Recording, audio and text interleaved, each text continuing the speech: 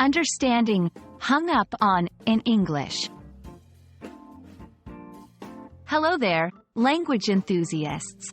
Today, we're diving deep into a popular English phrase, hung up on. Have you heard it before? Ever wondered what it means? Stay tuned as we unpack this phrase step by step.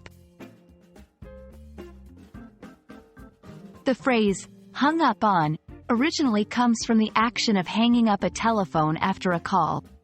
In this context, it simply means to end a phone conversation by placing the receiver back on its cradle or pressing the end call button. Example, sorry, I hung up on you earlier. My phone's battery died. Over time, hung up on has taken on more figurative meanings in the English language. 2.1 Obsessing over something. One of the most common uses is to describe someone who is obsessing over something, especially an idea or a past event. It's like they can't let go of that particular thought.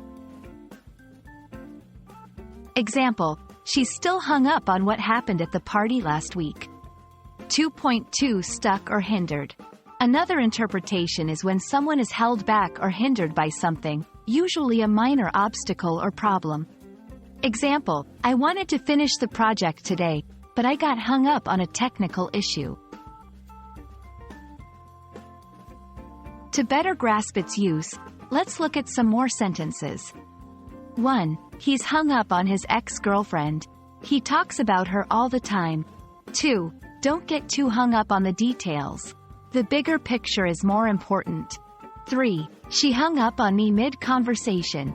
I wonder if I said something wrong.